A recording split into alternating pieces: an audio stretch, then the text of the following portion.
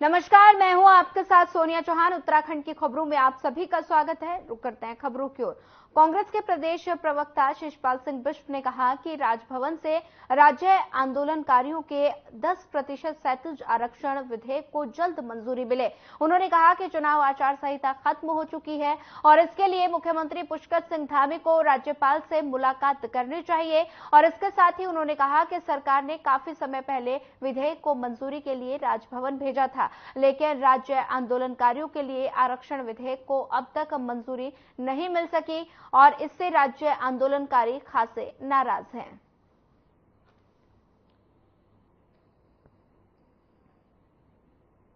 साल से ज्यादा समय हो गया है, सरकार ने राज्य आंदोलनकारियों के क्षैतिज आरक्षण पर जो है कदम आगे नहीं बढ़ाए हैं, जबकि बिल पारित हो चुका है। उसके बावजूद भी शासन आदेश जारी नहीं हो रहा है।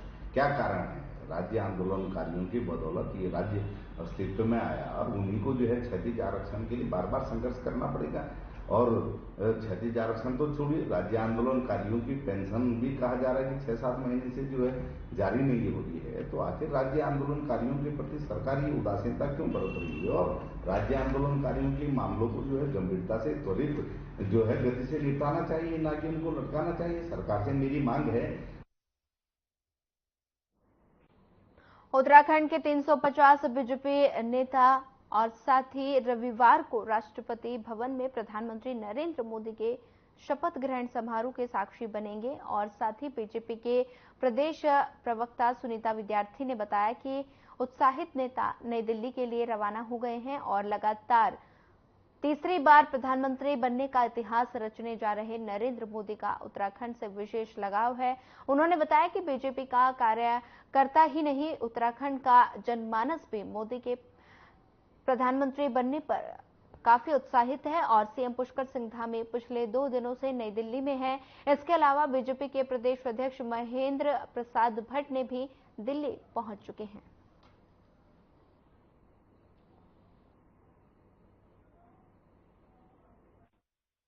आज माननीय प्रधानमंत्री श्री नरेंद्र भाई मोदी जी तीसरी बार प्रधानमंत्री की शपथ लेने जा रहे हैं और उत्तराखंड राज्य से 300 प्लस जो कार्यकर्ता हैं, आज वो इस समारोह में साक्षी रहेंगे और पूरे भारत से हमारे बहुत सारे भारतीय जनता पार्टी के कार्यकर्ता आज शामिल हो रहे हैं। सभी लोग बहुत ज्यादा उत्साहित हैं और जैसे कि माननीय प्रधानमंत्री जी का उत्तराखंड राज्य से विशेष लगाव है, प्रेम है, और हम सभी कार्यकर्ता भी आज जो उन्हें प्रधानमंत्री तीसरी बार बनते हुए देखेंगे तो हम बहुत उत्साहित हैं और बहुत ज्यादा खुश हैं। और हम चाहते हैं कि हमारा राष्ट्र जो है एक मजबूत हाथों में है और हमारी जिस प्रकार से पूरे विश्व में भारत का जो डंका बज रहा है वो इसी तरीके से बजे और ऊपर हम लोग भारत को लेकर आए। समाजवादी पार्टी को यूपी में मिले लोकसभा चुनाव में भारी जीत से उत्साहित देवभूमि सपा कार्यकर्ताओं ने निकाय चुनाव के लिए अपना दम भरना शुरू कर दिया। और वहीं आपको बता दें कि काशीपुर में आयोजित कार्यकर्ता बैठक का आयोजन किया, जिसमें सपा के प्रदेश अध्यक्ष शंभू प्रसाद पोखरियाल समेत प्रदेश प्रभारी मितिन सिद्दीकी पहुंचे, जहां उन्होंने समाजवादी पार्टी कार्यकर्ताओं को आगामी निकाय चुनाव के लिए तैयार रहते हुए कमर कसने की हिदायत दी।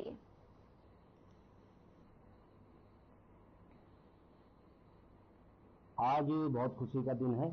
आप देख ही रहे हैं कि पूरे हिंदुस्तान में पूरी हलचल है। समाजवादी पार्टी का परचम पूरे उत्तर प्रदेश में लहराया हुआ है। आज माननीय राष्ट्रीय अध्यक्ष श्रीमान अखिलेश यादव जी का जो सपना था पीडीए को लेके जो चल रहे थे वो तो साकार हुआ और आज हम उत्तर प्रदेश के अंदर और पूरे देश के अंदर तीसरी पार्टी के रूप में उभर के आए हैं। इसी नीमत से आज यहाँ काशीपुर में बैठे हैं और खुशी मना रहे हैं कि आने वाले 2027 में इसी तरह से जैसे उत्तर प्रदेश में परचम लहराया है तो उत्तराखंड में भी 2027 में हमारे विधायक होंगे उधम सिंह नगर और हरिद्वार से भी।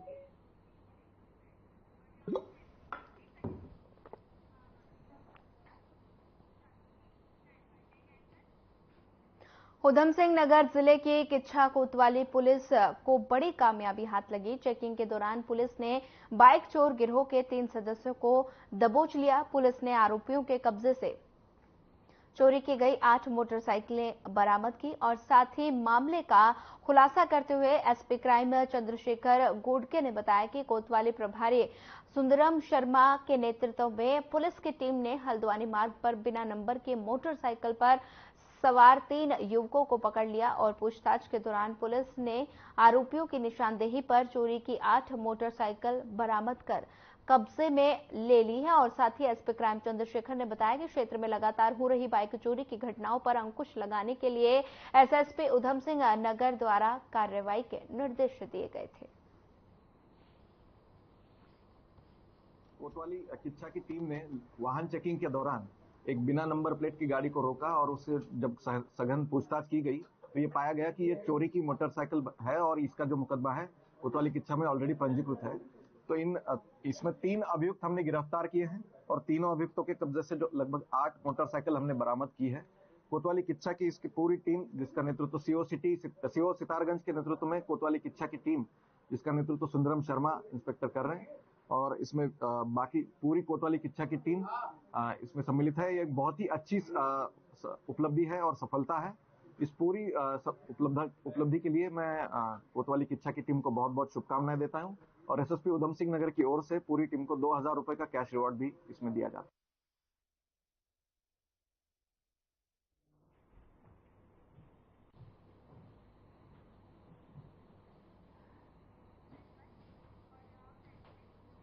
काशीपुर के मुख्य बाजार से न्यू मोबाइल वर्ल्ड शॉप पर चोरी हुई और साथ ही खुलासे को लेकर पुलिस पूरे तरीके से सक्रिय हो गई थी।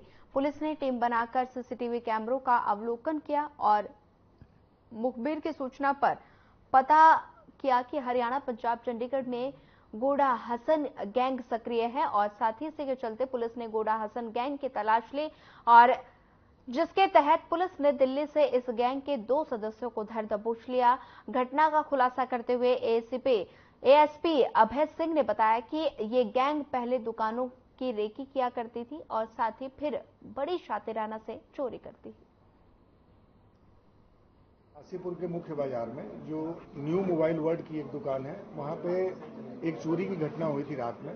इसकी जब सूचना मिली थी तो इंस्पेक्टर काशीपुर अपनी पूरी टीम के साथ मौके पर गए थे, लेकिन चूंकि इतना प्रोफेशनल तरीके से यह चोरी हुई थी कि हमें भी यह जो चोरी की घटना थी कुछ परिस्थितियां इसकी संदिग्ध प्रतीत हो रही थी। हमने इसके बावजूद भी तहरीर लेकर के इसमें अभियोग पंजीकृत किया था। अभियोग पंजीकृत करने के बाद इंस्पेक्टर काशीपुर के नेतृत्व में एसएसआई हमारे जो सतीश कुमार हैं और जो बांसपुरान चौकी इंचार्ज सुनील सुतेड़ी और पूरी एक एसओजी की टेक्निकल टीम लगाई थी।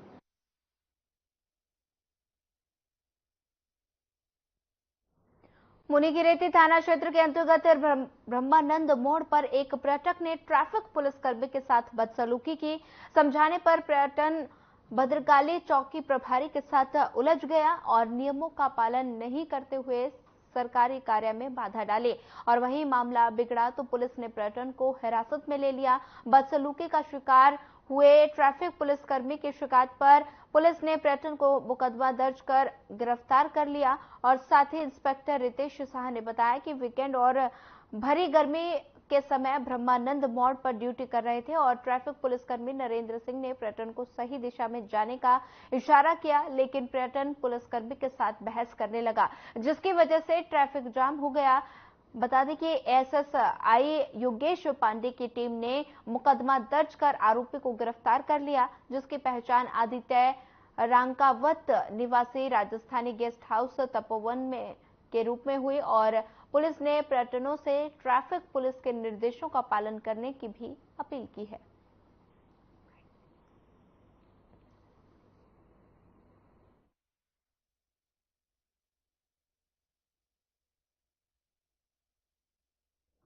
नियमों का पालन न करने पर विवाद। मुनिकीरेती की तस्वीरें हैं जहां पर ट्रैफिक कर्मी के साथ बदसलूकी की गई और साथ ही पर्यटक ने बदसलूकी की। नियमों का पालन न करने पर विवाद हुआ, जिसके बाद पर्यटन ने ट्रैफिक पुलिसकर्मी के साथ बदसलूकी की।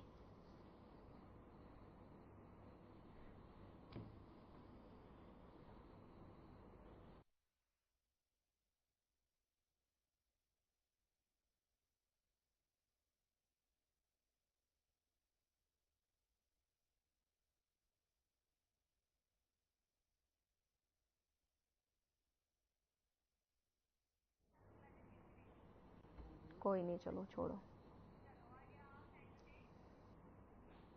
दिनेशपुर के मुख्य चौराहे पर एक युवक की ई रिक्शा से उतरते ही मौत हो गई। शहर में चर्चा की अत्यधिक गर्मी के चलते ये मौत हुई। वहीं लोगों की सूचना पर पहुंची पुलिस ने शव की शिनाख्त के बाद परिजनों को सूचित किया और शव का पंचनामा भरकर पोस्टमार्टम के लिए भेज दिया गया। युवक की मौत से स्वजनों में कोहराम मच गया। स्वजनों के अनुसार मृतक के दमे का रोगी था।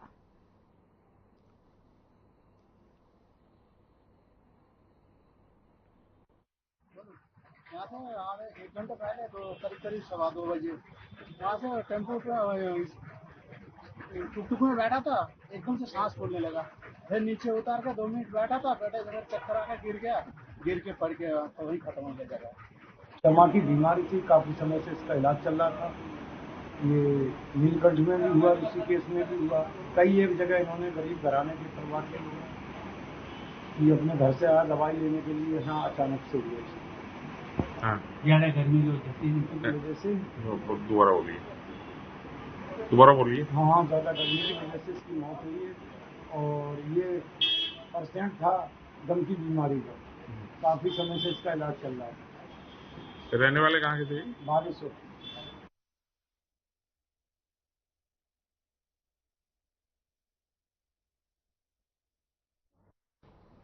मंगलोर क्षेत्र में लिफ्ट लेने के बहाने राहगीरों से लूटपाट करने वाले गिरोह का पुलिस ने भंडाफोड़ कर दिया और घटना का खुलासा करते हुए एसपी देहात स्वपन किशोर ने बताया कि पकड़े गए बदमाश राहगीरों से लिफ्ट मांगने के बहाने तमंचे की नोक पर लूटपाट की घटना को अंजाम दे रहे थे। विगत दिनों मंगलोर क्षेत्र में तमंचे की नोक पर कई लूटपाट की घटना को अंजाम दिया गया था। इसके बाद डिलीवरी बॉय से भी तमंचे से फरार कर लूटपाट की घटना को अंजाम दिया गया था। लिफ्ट मांगने के बहाने राहगीरों से हो रही लगातार लूटपाट की घटना पर अंकुश लगाने के लिए पुलिस ने टीम गठित कर लूटपाट गिरोह का भंडाफोड़ कर दिया। पुलिस ने 2 आरोपियों को गिरफ्तार किया और पुलिस ने बदमाशों से लूटी हुई बाइक और एक स्कूटी और डिलीवरी बॉय से लूटी हुई नकदी बरामद कर ली है।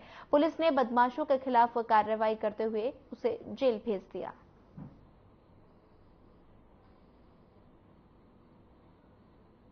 मंगलौर से भगवानपुर जाने वाले मार्ग पर सलमान नामक एक व्यक्ति को लिफ्ट देने के बहाने से एक व्यक्ति के द्वारा रोका गया और उसके अन्य साथियों के द्वारा उसके साथ स्कूटी उसकी लूट ली गई।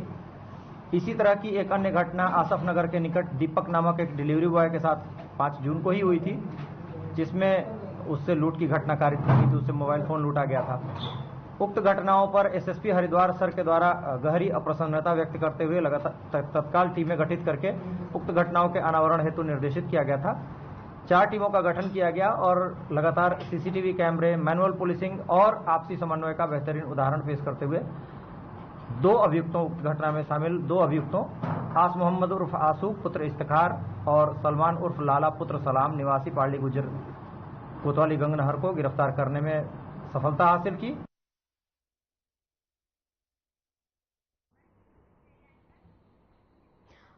पौड़ी पुलिस ने जिले के यमकेश्वर विधानसभा क्षेत्र में थाना लक्ष्मण झूला के क्षेत्र में लावारिस हालत में घूम रही एक विदेशी महिला को सकुशल उसके परिजनों से मिलाया।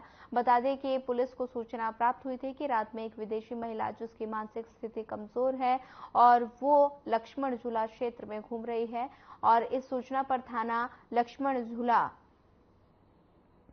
पुलिस और LIU यूनिट क्राबिको के द्वारा तुरंत उस विदेशी महिला की तलाश शुरू की गई। पुलिस टीम के प्रयासों से विदेशी महिला को ढूंढ लिया गया और उसके परिजनों को सौंप दिया गया।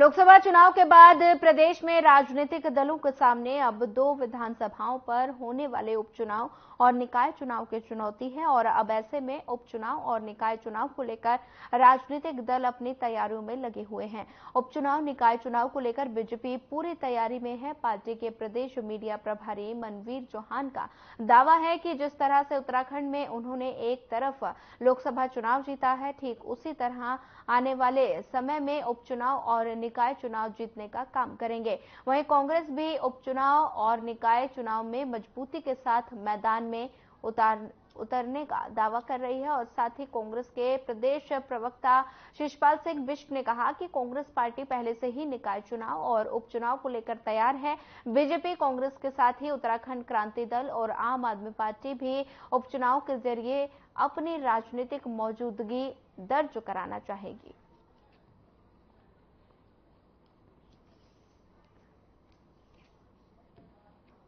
देखिए, सरकार की ओर से कोई देरी नहीं हुई थी। मुझे लगता है कांग्रेस के प्रवक्ता को थोड़ा ज्ञानवर्धन अपना करना चाहिए।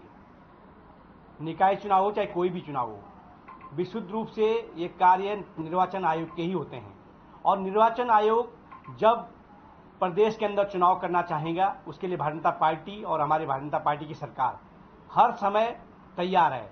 और जिस प्रकार से वो बात कर रहे हैं कि डर रहे हैं निकाय चुनाव से हमारी भारतीय जनता पार्टी, तो कांग्रेस को अपने गिरबान में झांकना चाहिए। देखिए, नगर निकाय चुनाव को लेकर के आम आदमी पार्टी बहुत ज़्यादा फोकस कर रही है, क्योंकि जिस प्रकार से भारतीय जनता पार्टी की पूरे देश में एक तरह से हार हुई है और उसको देश की जनता ने नकारा है, उसको लेकर के आम आदमी पार्टी उत्तराखंड के निकाय चुनाव में और जो उपचुनाव 2 सीटों पर होने जा रहे हैं उसमें पूरे जोर से, पूरे दमखम से लड़ेगी और हमारे जो प्रत्याशी हैं वो उनका चयन भी शुरू हो चुका है और सभी अपने क्षेत्रों में जाकर के, जनता के बीच जाकर के जो नगर निगम के मुद्दे हैं उन पर काम कर रहे हैं।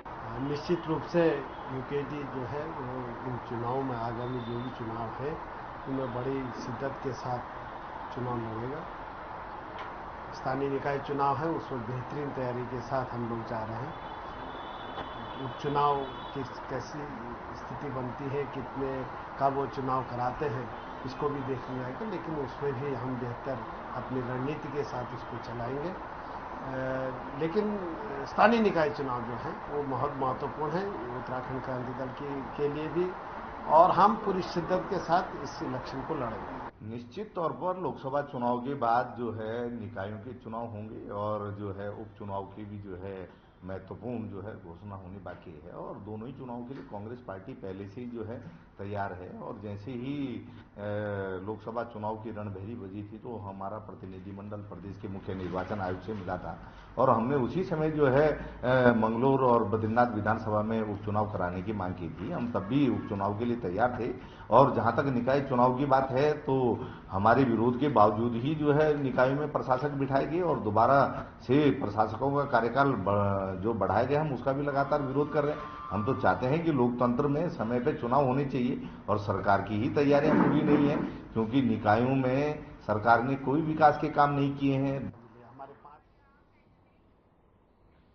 लोकसभा चुनाव में बेहतर प्रदर्शन के बाद मौजूदा राजनीतिक हालात और आगे की रणनीति पर विचार करने के लिए कांग्रेस ने दिल्ली में कार्य समिति बैठक की और इस दौरान बैठक में कांग्रेस कार्य समिति के सभी सदस्यों के साथ सभी प्रदेश अध्यक्षों और विधायक दल के नेताओं को आमंत्रित किया गया। उत्तराखंड प्रदेश कांग्रेस के मीडिया प्रभारी राजीव महर्षि ने बताया कि CWC की बैठक में लोकसभा चुनाव में कांग्रेस के प्रदर्शन के लिए पार्टी के शीर्ष नेतृत्व को मुबारकबाद दी गई और इसके साथ ही मौजूदा राजनीतिक हालात पर चर्चा करते हुए आगे की रणनीति पर भी विचार विमर्श किया गया।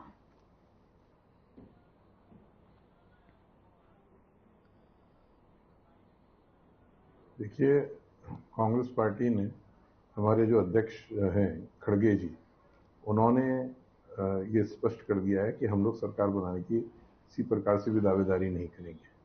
हम किसी भी जोड़ तोड़ में शामिल नहीं होंगे। हम जो जनता का जो जनादेश आया है उसको हम अच्छी तरीके से स्वीकार करेंगे और हम उस पर आगे कार्य करेंगे और पार्टी की दिशा और जो दशा है उसको सुधारने का पूरा प्रयास करेंगे। अच्छे विकास कार्यों ये जो है अच्छी विपक्ष की भूमिका निभाएंगे।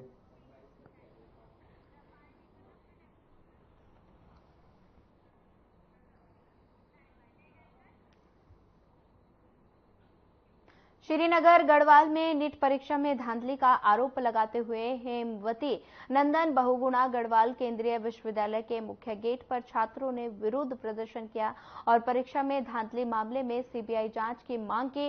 इस मौके पर छात्र संघ महासचिव आंचल राणा, उपाध्यक्ष रुपेश नेगी और स्वाति बिष्ट ने बताया कि पेपर लीक का खतरनाक वायरस देश में फैलता जा रहा है, जिसको रोकने के लिए युवाओं को सड़कों पर उतरना पड़ रहा है। साथ ही उन्होंने कहा कि नीट परीक्षा के पेपर लीक के मामले में कई राज्यों में लोगों को गिरफ्तार किया गया, लेकिन कोई कार्रवाई नहीं हुई। छात्र 600 नंबर लाकर भी असमंजस में है और उसे टिकट मिलेगी या नहीं, आखिर इसका जिम्मेदार कौन है?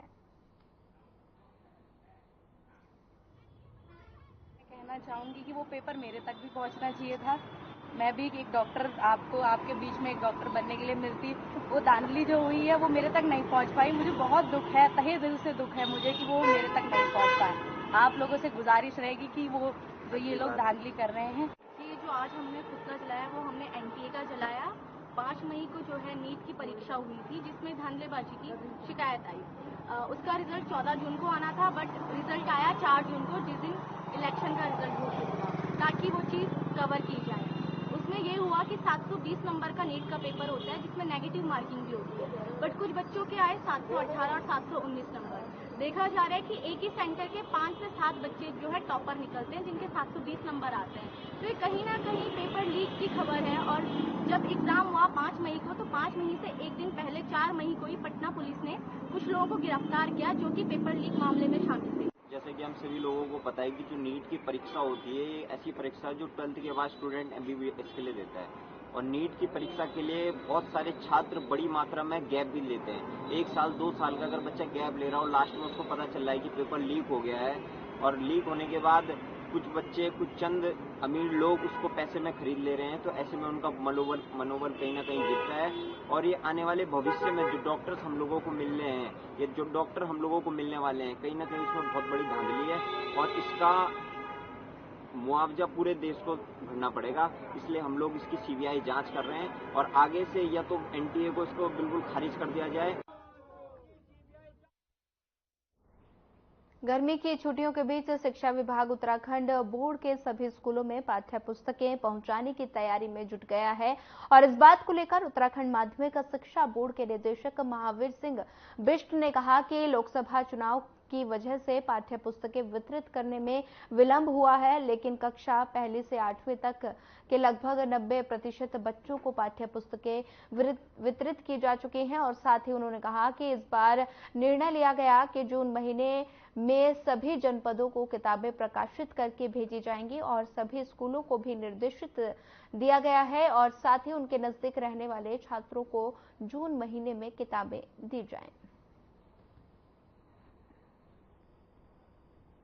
देखिए, उत्तराखंड राज्य में इस वर्ष पाठ्य पुस्तक वितरण में कुछ विलंब हुआ है, क्योंकि आप देख ही रहे हैं कि लोकसभा के सामान्य निर्वाचन चल रहे थे और कर्मचारियों की ड्यूटियां भी लगी हुई थी, तो हमारे शिक्षक अधिक से अधिक ड्यूटी कर रहे थे, तो इसलिए हमारा कुछ विलंब हो गया। वैसे पाठ्य पुस्तकें हमारी कक्षा 1 से 8 तक की 90% बच्चों को मिल चुकी हैं स्कूल बंद होने तक, लेकिन इस बार ये निर्णय लिया गया कि जून के महीने भी पाठ्य पुस्तकें प्रकाशित होकर के जनपदों को आती रहेंगी और जनपदों से ये कह दिया गया है कि जून के महीने विद्यालयों तक किताबें भेजेंगे और विद्यालयों को भी अवगत करा दिया गया है कि वो कोशिश करें।